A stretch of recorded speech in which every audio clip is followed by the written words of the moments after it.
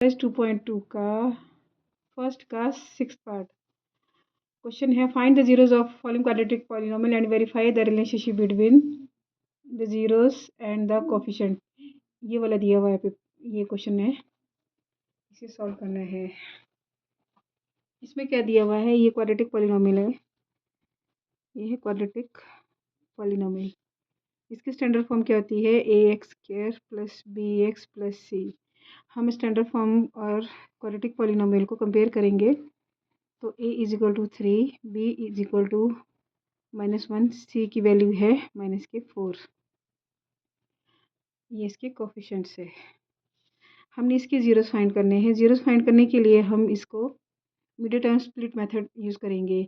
जो ये वाली टर्म है यानी कि bx है, जो मिडिल टर्म है, इसको हम इस तरह तोड़ेंगे कि मल्टीप्लाई करने पे 3 × -4 -12 है, और जो भी इसके फैक्टर्स है 12 के, उसको प्लस या माइनस करने पे x हो। तो 12 के फैक्टर है 4 × 3।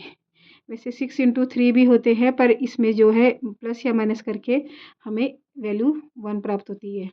3x² 4x + 3x -4। हमने यहाँ -4x इसलिए लिया है क्योंकि ऊपर में माइनस दिया गया है।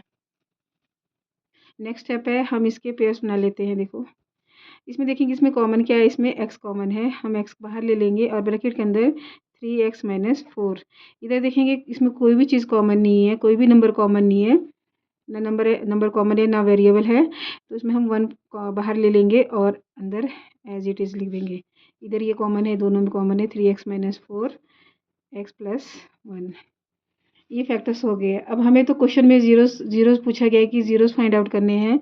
जीरोस फाइंड आउट करने के लिए हमें क्या करना होगा, इसको 0 के बराबर रखना होगा। x + 1 = 0, 3x = 4, x की वैल्यू 4/3, x = -1। देखो ये जीरोस हो गए, हमें जीरोस की वैल्यू प्राप्त हो गई है। तो हम इसे अल्फ़ा भी बोलेंगे, हम इसे बीटा भी बोलेंगे, पर क्वेश्चन में क्या पूछा गया, अब हम इसके रिलेशनशिप को वेरीफाई करना है। वेरिफिकेशन करेंगे रिलेशनशिप को जीरोस एंड कोफिशिएंट का। इसका फॉर्मूला है sum of zeros = -b/a। Sum of zeros क्या है, सम ऑफ जीरोस हमें दे रखे हैं, एक 4/3 यानी कि alpha plus beta, 4/3 plus minus का 1, लेकिन बीटा की जो वैल्यू आई है वो b है। हम अल्फ़ा प्लस बीटा भी लिखते हैं इसे, इक्वल टू -b क्या है हमें दिया हुआ, -b 1 है, -b = -1 है, और a की वैल्यू 3 है, b की वैल्यू -1 और a की वैल्यू 3 दी है।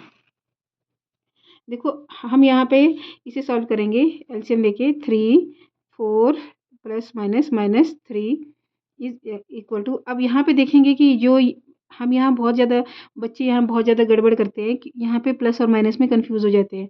जब ब्रैकेट के बाहर माइनस है तो हम उसे मल्टीप्लाई करके वो प्लस में हो जाता है, प्लस में कन्वर्ट हो जाता है, साइन चेंज कर लेता है, तो ये 1/3 ही आएगा। यहाँ पे माइनस कर देंगे, 1 = 3।